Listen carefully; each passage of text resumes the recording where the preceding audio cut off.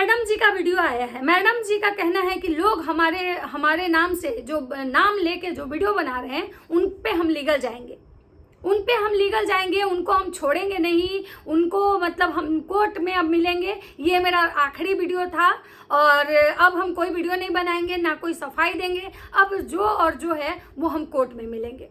बाकी वो किसको क्या बोल रही थी उससे मुझे कोई लेना देना नहीं है, लेकिन एज ए रिएक्शन उनका कहना है कि रिएक्शन वाले भी जो रिएक्शन बना रहे हैं ना, वो सबको घसीटा जाएगा, किसी को छोड़ा नहीं जाएगा। तो मैडम को मैं एक बात बता देती हूँ मैं कि मैडम को ही सिर्फ लीगल एक्शन लेने का अधिकार नहीं है। अगर मैडम किसी पे लीगल एक्शन लेती हैं, मैडम अगर किसी पे मानहानि का केस करती हैं, मैडम अगर किसी पे हरासमेंट का केस करती हैं, तो मैडम पे भी लोग हरासमेंट का केस कर सकता है। ये कोर्ट या और ये कानून सिर्फ उनके लिए नहीं बना है जो बहुत बड़े ब्लॉगर हैं। ये कोर्ट और कानून हर एक नॉर्मल इंसान के लिए भी बना है। वो अगर ब्लॉगर के लिए बना है तो रिएक्शन वाले के लिए भी बना है। अगर कोर्ट तक वो गई हैं, अगर वो कोर्ट कानून को ज्यादा नजदीक से वो देखी हैं, तो लोग भी यहाँ अंगूठा छाप नहीं बैठा हुआ है। तो इस तरह की जो धमकियां हैं ना, इस तरह की जो धमकी जो कोई भी ब्लॉगर जो आके देते हैं, इससे कोई डरने वाला नहीं है। आपको लीगल करना है, आप लीगल कीजिए। आप किसी को नोटिस भेजना है, नोटिस भेजिए, मानहानि का भेजिए, हरासमेंट का भेजिए। लेकिन हाँ, याद रखिएगा, तैयारी आपको भी पूरी करनी होगी, क्योंकि जब लोग जाता है ना, जब वहां पे जाता है तो दोनों के लिए इक्वल वहां होता है। आपको अगर कोई बोल रहा है, अगर कोई आपकी गलती पे कोई बात कर रहा है, तो आपको हरासमेंट हो रहा है, आपको हरासमेंट फील हो रहा है, आपको लग रहा है कि लोग हमें मेंटल मतलब आप डिप्रेशन में जा रही हैं, स्ट्रेस एंजाइटी हो रहा है आपको। कभी आप उसके बारे में सोचिए कि जिसके साथ आपने गलत किया है वो भी परिवार आज एंजाइटी और डिप्रेशन में है। उसके लिए क्या उनके पास मानहानि हरासमेंट का कोई मतलब अधिकार नहीं है? देखिए, मेरा आपसे कोई पर्सनल खुन्नस नहीं है, लेकिन हाँ, जहां पे आप गलत थी, मैं कल भी बात करती थी, मैं आज भी बात करती हूँ और मैं आने वाले समय में भी बात करूंगी। तो नमस्कार, कैसे हैं आप लोग? उम्मीद करें बहुत अच्छे होंगे, मस्त होंगे और अपने काम में व्यस्त होंगे। मैं प्रिया शर्मा और मैं अपने इस नए वीडियो में आप लोग का स्वागत करती हूँ। आशा करती हूँ जो लोग हमारे चैनल पर नए जुड़े, हमारे चैनल को सब्सक्राइब करके जाएंगे, लाइक करेंगे, कमेंट करेंगे और मुझे बहुत सारा प्यार देंगे। मैं जो भी वीडियो बनाती हूँ, मेरा किसी से पर्सनल कोई दुश्मनी नहीं है, ना मैं किसी को जानती हूँ, किसी भी ब्लॉगर्स के टच में मैं नहीं हूँ। मैं जो बात कहती हूँ अपना राय रखती हूँ, क्योंकि मैं भी इसी समाज में रहती हूँ और मैंने भी बहुत सारी चीज़ें देखा है। तो एज ए एक्सपीरियंस मैं बात करती हूँ। अब मैं बात करती हूँ कि भाई अभी मैडम का एक वीडियो आया है कि उनका नाम लेके मतलब कोई वीडियो नहीं बना सकता है, और जो उनका नाम लेके वीडियो बनाया है उस पर वो लीगल जाएंगी। पूरा बिल्कुल आपको अधिकार है लीगल जाने का, आपको जाना चाहिए। मैं भी कह रही हूँ कि अगर आपके साथ भी गलत हुआ है तो आपको जाना चाहिए। कानून इसीलिए बना है कि अगर हमारे साथ कोई गलत किया है, गलत हुआ है, तो हमें लीगल जाने का पूरा अधिकार है। लेकिन याद रखिएगा कि कभी कभी क्या होता है ना, कभी कभी हम लीगल जाते हैं, हम किसी को गिराने के लिए जाते हैं ना, तो हम खुद ही गड्ढे में गिर जाते हैं। अगर हमने बोल के आपका नाम लेके अगर कोई गलती किया है, अगर आपकी बातों पे, आपके जो सोशल मीडिया पे जो मतलब आप की हैं, उस पर अगर हमने बात की है, तो हम अगर गुनहगार हैं, तो आपने किया है उस चीज़ के लिए आपको कितनी बड़ी सज़ा मिलनी चाहिए। मैं कल भी कह रही थी और मैं आज भी कह रही हूँ, और मैं उन सारे लोगों से कहना चाहती हूँ कि गलत जितना वो हैं उतना ही ज़्यादा गलत आप हैं। अगर हम किसी के पास जाते हैं, हम किसी पंडित के पास जाते हैं, किसी तांत्रिक के पास जाते हैं, किसी ओझा बोझा के पास जाते हैं, और वो जैसे कहता है हमको, जिस चीज़ के लिए कहता है, जो हमसे पैसे मांगता है, तो सबसे बड़ी बात है कि हम अगर उसको पैसे देते हैं और हमको लगता है कि नहीं इससे मेरा काम हो जाएगा, तो कहीं ना कहीं गलत हम भी हैं, क्योंकि हम पढ़े लिखे लोग हैं। और अगर पढ़े लिखे होके अगर हम ऐसी गलतियां करते हैं, तो फिर हमारा जो नाम है ना, वो अनपढ़ के लिस्ट में आना चाहिए। हमारे पढ़े लिखे होने का कोई मतलब ही नहीं है, क्योंकि भाई लेने वाला अगर मान लीजिए आपको कह रहा है और आप दे रहे हो, तो भाई गलती तो हमारी भी है ना। अगर हमसे कोई मांग रहा है, कोई कह रहा है कि भाई इतना अगर आप ऐसे करते हो तो आपकी परेशानी खत्म हो जाएगी, तो भाई हमारे मन में एक विचार आना चाहिए कि वो भगवान नहीं है, क्योंकि परेशानी तो भगवान खत्म करते हैं। भाई हम पढ़े लिखे लोग हैं, हमारे पास हर चीज का नॉलेज है, हमें पता होता है कि सुख और दुख सुख और दुख देने का अधिकार किसको है? तो भगवान को है। अगर हमें दुख भी मिलता है ना तो उनकी मर्जी से मिलता है, हमें सुख भी मिलता है तो हमें उनकी मर्जी से मिलता है। हमारे कर्म, हमारे जो बुरे कर्म होते हैं वो तब तक हमारा पीछा नहीं छोड़ते हैं और तब तक वो जो हमारे कर्म ही हमें दुख देते हैं। हमारा जो कर्मा होता है ना वही हमें किसी न किसी रूप में आके दुख देता है। कभी हमारी सास गलत होती है, कभी हमारा पति गलत होता है, कभी मतलब हमारे रिश्तेदार गलत होते हैं, कभी हमारा परिवार गलत होता है। तो वो गलत कोई नहीं होता है, वो कर्मा होता है और वो कर्मा ही हमें दुख और सुख देता है। ऐसा मतलब हमने सुना है, हम कोई पंडित नहीं है लेकिन हमने ऐसा सुना है, बहुत बड़े बड़े विद्वान, बहुत मतलब जानकार वाले लोगों से मैंने सुना है कि आपका कर्मा ही जो होता है ना वो किसी न किसी रूप में आता है। और हर चीज का एक पीरियड होता है कि भाई अगर मैं आपका सुख का समय चल रहा है ना तो उसके भी एक पीरियड होते हैं कि वो मतलब हमेशा नहीं रहेगा। दुनिया में कोई भी चीज अस्थायी नहीं होता है। भगवान गीता में बोले हैं कि कोई भी चीज अस्थायी नहीं है, चाहे वो आपका सुख है या दुख है। हर चीज का एक मतलब कि क्या होता है ना कि समय होता है, उसका समय निर्धारित है। भले हमको और आपको नहीं पता है कि वो कब तक वो समय रहेगा, लेकिन वो निर्धारित है। जैसे सुख आपका मतलब नहीं रहा तो दुख भी नहीं रहेगा। हर चीज परिवर्तनशील है। दुनिया में कोई भी चीज अस्थायी नहीं है, हर कुछ परिवर्तनशील है। भगवान ने ऐसा गीता में कहा है। तो आपको कैसे लगता है कि भाई क्या होता है कि हम जब जाते हैं तो हमें किसी के पास जाते हैं, किसी पंडित के पास, किसी मंदिर में जाते हैं तो वहां पे किसी एक का मनोकामना होता है, सब पूरा हो जाता है, और दूसरा इंसान वहां पे जाता है, उसका मनोकामना पूरा नहीं होता है। क्यों?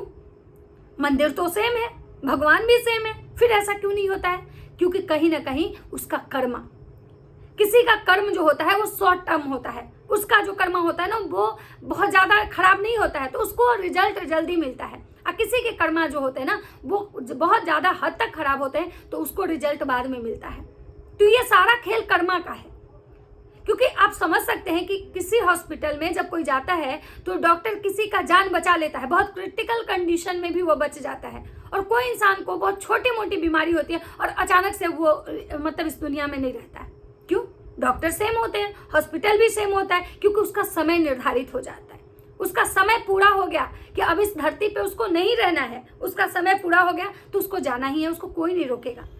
तो हर एक चीज का समय है, उस बात को समझिए। कुछ भी हम और आप नहीं है। और ये सब जो चीजें होती हैं, ये जो फर्जीवाड़ा है, ये तुक्का मारना समझते हैं। अगर हम किसी को कह दें जाओ भगवान करे तुम्हारा ये काम हो जाए, तो कभी कभी हो जाता है। तो इसका मतलब ये नहीं कि हम पंडित हो गए, हम एस्ट्रोलॉजर हो गए, हम ज्ञानी हो गए। और कभी कभी होता है कि नहीं होता है। क्यों? क्योंकि उसका जो कर्मा होता है ना उसके बीच में आता है। मैंने एक बहुत अच्छे एस्ट्रोलॉजर से मतलब मैं बात की थी, तो उन्होंने मुझे बताया था कि प्रिया जी हमारे जो कर्म होते हैं ना वो जब तक कटते नहीं है ना तब तक इंसान का समय अच्छा नहीं आता है, वो उसके बुरे समय मतलब खत्म नहीं होते हैं। तो हर एक चीज का पीरियड बना है। तो सबसे बड़ी बात है कि इस चीज को में विश्वास रखिए, अपने अंदर ये चीज लाइए कि भाई अगर आज दुख है तो सुख आएगा, कभी भी आएगा, किसी रूप में आएगा। जब तक कि आपके कर्म जो हैं वो कट जाएंगे तब आएगा। भगवान को 14 वर्ष का वनवास हुआ था। भगवान जो थे उनको वो चाहते तो उनका राजाभिषेक होने वाला था, सुबह उनको वनवास हो गया और वो 14 वर्ष तक वो कष्ट काटे वनवास में, क्योंकि उनका कर्मा उतना दिन था, उनको भोगना था। उनको निर्धारित था वो समय कि भगवान जाएंगे, वन में जाएंगे, सीता का हरण होगा, शूर्पणखा का नाक कटेगा और राम जी जो है ना वो रामायण, वो सेतु पुल बनेगा और वो रामायण होगी। और रामायण जो है इसी पे मतलब ये किया जाएगा। तो हर चीज का निर्धारित है, कहाँ कब किससे टकराना है, कौन कब बिछड़ जाना है, ये सब चीज कर्मा है। इसमें यहाँ कोई पंडित ज्योतिष कुछ नहीं करते हैं। कभी कभी आप देखे हैं अनजान बस में, ट्रेन में कुछ ऐसे सोल होते हैं, कैसे लोग होते हैं, आत्मा होता है जो हमसे ऐसे कनेक्ट हो जाता है जिसको हम जानते भी नहीं, उनसे एक अच्छा बॉन्ड बन जाता है। लगता है कि भाई ये कितने हमारे अपने हैं, उनसे एक ऐसा रिश्ता बनता है, एक बॉन्ड बनता है। और कभी कभी आप देखते हैं कि बाप बेटा में अलगाव हो जाता है, पति पत्नी अलग हो जाते हैं, 10 साल का रिलेशन, 20 साल का रिलेशन, 30 साल के रिलेशन में तलाक होता है। पति पत्नी के रहते हुए भी पत्नी को छोड़ के दूसरी औरत के पास चला जाता है, पत्नी पति के रहते हुए भी दूसरी शादी कर लेती है। ये कर्मा है। कब तक किसको किसके साथ रहना है, कब किसको किससे बिछड़ जाना है, ये सब कर्मा है। कोई ज्योतिष, कोई पंडित नहीं है। पंडित एक पूजनीय स्थान होता है जिनको वेदों का ज्ञान होता है, और वो जो होते हैं ना वो कर्मकांडी ब्राह्मण भी बहुत तरह के होते हैं।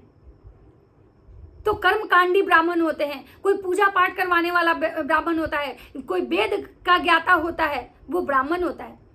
लेकिन ये टोना टोटका क्या होता है, मैं इसको नहीं मानती हूँ। मैं इसको नहीं मानती हूँ कि टोना टोटका भी कुछ होता है। मैं भगवान को मानती हूँ। टोना टोटका बहुत सारे आप सोशल मीडिया पे आप देखते होंगे, आप यूट्यूब खोलिए, तेज पत्ता पे कपूर जला दो, नेगेटिविटी दूर करना है तो बाथरूम में मतलब नमक डाल के फ्लश कर दो। अगर आपको लग रहा है कि आपके ऊपर कोई काला साया है तो नींबू निचोड़ के नींबू काट दो। अगर आपको लग रहा है कि आपको किया कराया है तो 7 लौंग पी जाओ। ये आपको मुफ्त में मिलता है, ये सोशल मीडिया पे यूट्यूब पे आपको मुफ्त में बंटता है। तो फिर आप इसके लिए पैसे क्यों दे रहे हो जब आपको टोना टोटका में ही विश्वास है? क्योंकि देखिए हर किसी को अलग अलग चीजों में विश्वास होता है। कोई भगवान को मानता है, कोई तंत्र विद्या को मानता है, कोई एस्ट्रोलॉजी को मानता है। हर किसी का अपना अपना है। ऐसा नहीं है कि दुनिया में केवल पंडित ही हैं, तंत्र भी है, तांत्रिक भी बहुत हैं। बहुत सारे लोग होते हैं जो तंत्र साधना को करते हैं।